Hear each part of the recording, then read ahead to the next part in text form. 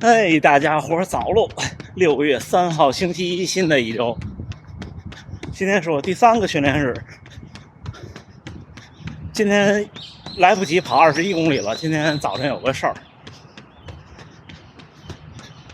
今天轻松跑，然后迎接下个周期。下个周期，我正好手上的事儿忙完了，我跑一次长距离。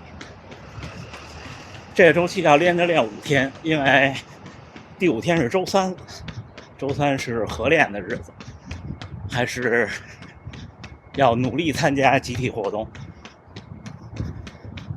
但是周三早晨也比较忙，所以周三的时候的节目要可能周三下午才能发出来，先跟大家请个假。今天聊点什么呢？今天的标题是我大抵是要输给野口先生了。野口先生太厉害了，你们看屏幕，因为不知道怎么弄的。野口先生昨天在大阪城跑了80公里，然后晚上还值夜班去了。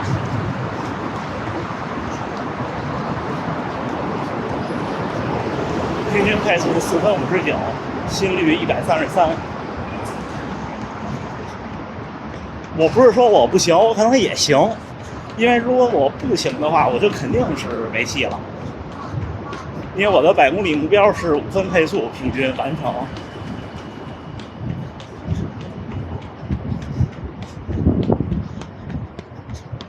只不过我一次都没跑过。我今生跑的最远的一次是2016年的东京马拉松。我不管是 GPS 偏了，还是我绕了远路，跑了43公里，这可怎么办？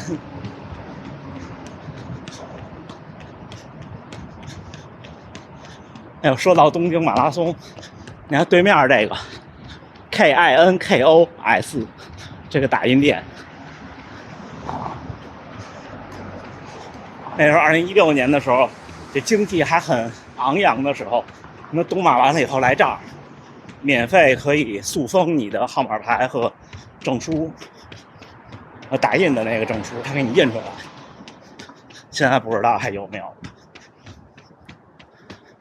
我记得我特小的时候，小学的时候，我们家楼下有一天突然开业仪式，就是这个和四通合资的一个影印店，后来也就没有了。那时候好像叫四通金考，中文。野口先生太了不起了，我问大黑原先生，我说那如果这样的话，比赛的时候还有劲儿吗？或者昨天我在家，我跟家属2个人讨论，那真的不怕受伤吗？所以我觉得获得和投入，或者获得和风险是兼办的。我也许可以再努力一点，但是实话实说，我不是对比赛有压力，是我觉得我练不成他那样。今天咱们就先聊这个话题吧，一会儿再聊啊。我看前面有一个人的背影特别像野口先生，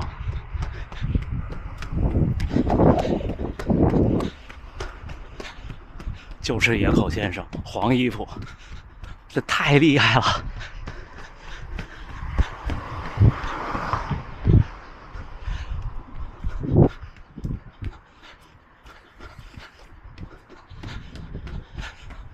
我还以为绿灯了呢，吓我一跳。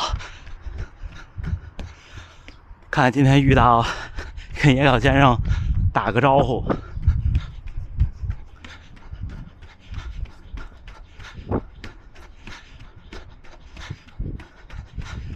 他昨天早晨9点多跑的，好像是，因为我不太确定那个图上的时间是开始时间还是结束时间，应该是开始时间吧。那一口气应该跑到了下午。大黑原先生也跟我说，左吕坚湖那个比赛到中午的时候很热的，所以到热的时候得调整。而且我还问他，我说50公里那个地方能存包，要换衣服和鞋吗？他给我的建议也是不换，不差那一点儿。你换鞋耽误的几分钟，根本就在赛场上追不回来。反正我的目标就是5分钟平均配速，如果能行的话。而且按这个目标呢，我起步应该就是5分钟。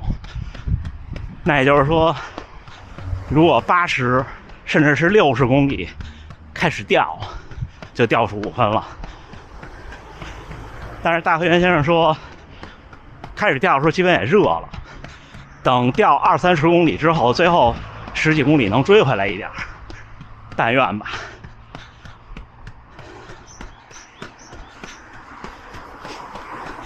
说心里话，我是第一次感觉有了竞争那种感觉。像以前我跑比赛都是自己跟自己比，因为我要那绝对成绩。我觉得马拉松就是看绝对成绩，而这种长距离呢，高手看绝对成绩，普通人之间有个小赌注，挺有意思的。我得赶紧想想，我输了以后请大黑原先生吃什么。这两天给他包点粽子，要不然先慰问一下，打个预防针。但是我觉得我还是那种比较有拼搏精神和斗志的那种人，努力干吧。但是其实实话实说，现在对我来说，提升训练量，理智的考虑是几乎没有意义了，因为我一直的训练目标都只是马拉松，甚至这1年我主要的目标都是在做速度。现在我参加一场耐力的比赛，是时候检验功底的时候了。我还没想好穿什么鞋，照这样看应该是全程只穿1双，但是我还是会在50公里那儿放1双，以防万一。放1双鞋，放1双袜子。鞋就比较难选，重量，然后支撑、舒适都很难兼得。我比较期待的是最后的半程能够穿1双我跑马拉松的竞速类的鞋，比方说穿 Metaspeed。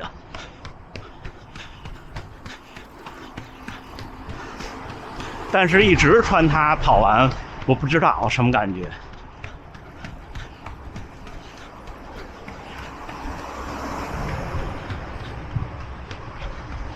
像有的鞋，比方说像闭麦的惊叹 Fly， 或者是像飞影的 PP4， 这种对我来说，我觉得它带来的那些柔软呀什么的，对我来说可能略微有点得不偿失，也可能我想的不对。就是那些鞋我穿上来以后，我觉得每一步更费劲儿了，对我来说。当然可能是只在马拉松距离内，所以我也不知道，还在斟酌。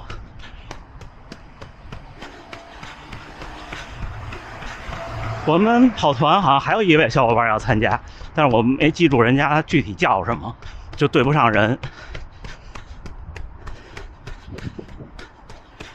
他们应该都不是第一次，我还是第一次。到时候的流程是那边有一个旅行社承揽这个业务，因为左吕坚湖太偏僻了。你要不然就是本地人或者有国际驾照，你可以租车自己弄，要不然就只能是这种旅行社承接。起点是在北海道的新千岁机场，在那儿有大巴接到一个住的地儿，接到一个酒店，好像是住2晚都管饭，然后早上起来负责把我们送到起点，然后家属是有一个观赛者的大巴，好像是不知道是送到终点还是可以有几个中间的打卡站，还不知道细节。而且他这边做的这旅行社做的还行，因为我自己也查了，如果自己订酒店跟这些大巴的价钱，他那个套餐还便宜一点，否则自己公共交通是肯定解决不了的。然后完赛以后给我们送到，好像还是新千岁，然后之后我们就在北海道玩一玩再回来。正好那个时候天气热，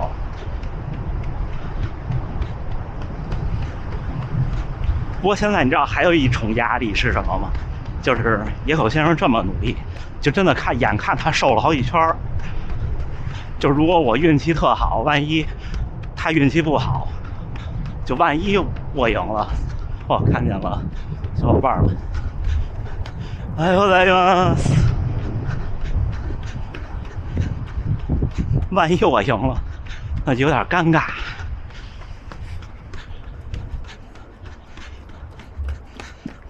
所以这样也好，就一切顺其自然吧。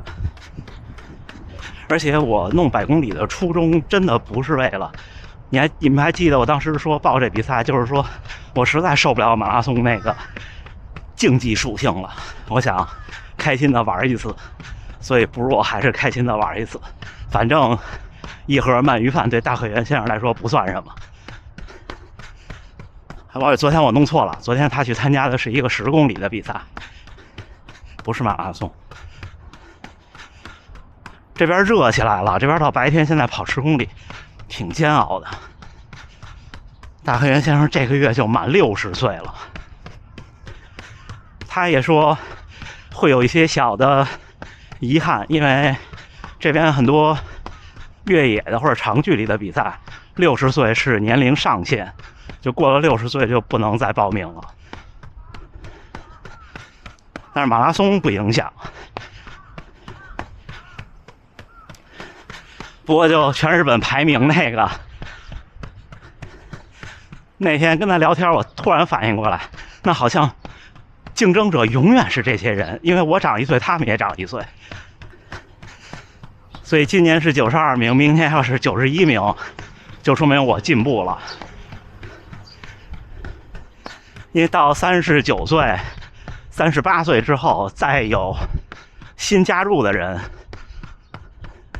想跑到这成绩有难度了，除非是今年1年没跑的，就等于说这些人在一年又一年的滚动着竞争。而且这个特别微妙，如果前100名差不多，我觉得前100名如果都正常的身体状态，每年应该差不多都是这些人，或者大部分都是这些人。那你说像那些70、80岁，就70多岁的好多呢，还能排到100个人呢。他看着这个名单上，因为这个事儿干了20年了，他可能每年都看一看，好多熟悉的名字，然后熟悉的名字肯定会每一年少几个，每一年少几个，每一年少几个。就像这今年的最高龄者好像是80多吗？我忘了，就一个人，有可能去年还不是他一个人。等于你的，因为他年轻到要年长那么翻页嘛，慢慢你就会跑到最后一页，然后慢慢你就会从倒数第2个去变到倒数第1个，慢慢你可能你变成倒数第1个的时候，如果运气好，可能还有几位竞争者，然后这些竞争者也越来越少，有可能你会成为那最后一个，也有可能不是。那你说这些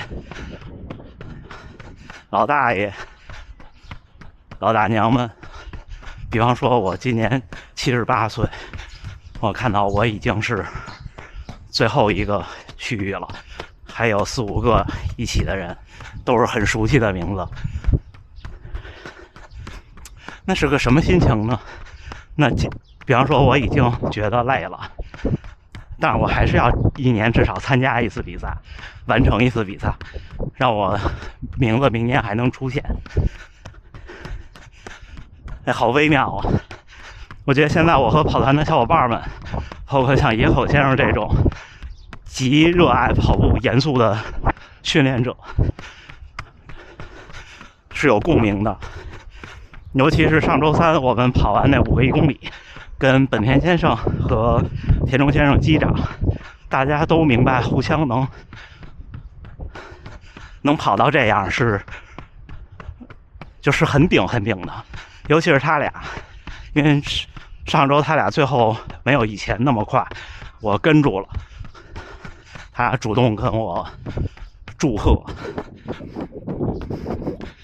特别的有感觉。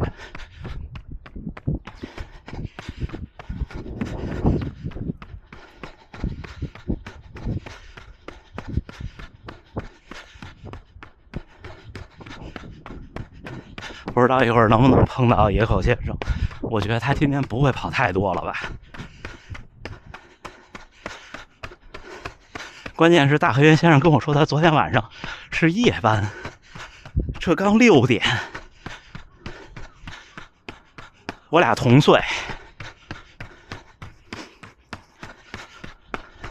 这就是生活中的勇士。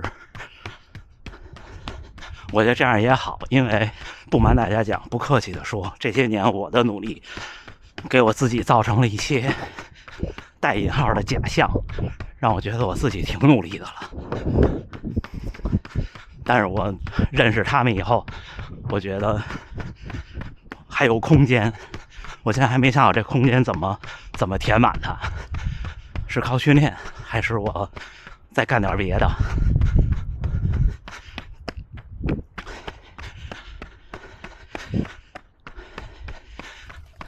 行吧，那一会儿争取能看见野口先生，咱们回头再聊了啊。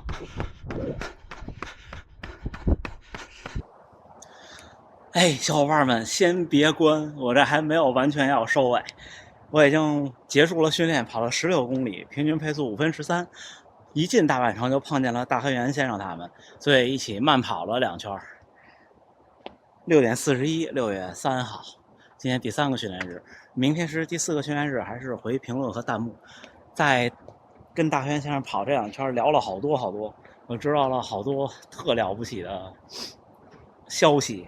首先是野口先生真的太厉害了，他昨天跑完那80公里之后呢，就去上夜班了。然后呢，我看见他的时候，他刚下夜班，又来跑步。今天的目标是22公里，然后再去休息。然后问他这周6的训练计划，他说这周6要跑60公里，所以这周6我也要跑一个长的，在大阪城。就这么决定了。然后第2个消息是，大河原先生说，佐吕间湖的比赛有很多日本的高手要去，要挑战世界纪录，要破6。说现在的记录好像是6小时04。如果要破6个小时的话，那就是车声音太大了。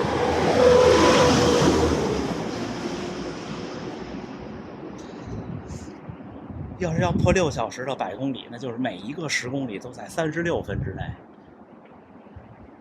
大河原先生说，要破6的选手大概马拉松的成绩是2小时15以内。然后今天还知道了几个了不起的人，可能大河原先生说有机会能介绍给我。有一位67岁的老先生，今天碰到了，但是就是相向而过。大河原先生说他有比较严重的糖尿病，一天要打3针，自己给自己，然后5公里能跑进20分钟，67岁。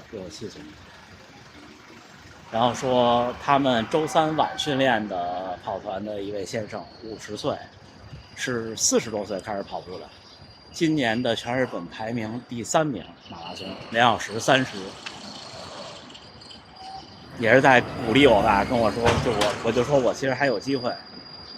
就是怎么说呢？来这儿这1年多，改变了我好多的观点。其实不完，就像我刚才说似的，不客气的说，不谦虚的说，原来我觉得我刚才也跟大河源先生说，我说我觉得我挺努力的。认识你们以后，我觉得我还不够努力，要重塑了一下我对努力的定义。这是第一。第二就是240真的不是问题，240真的不是问题，因为我还有10多年的时间呢，照这么看的话，对吧？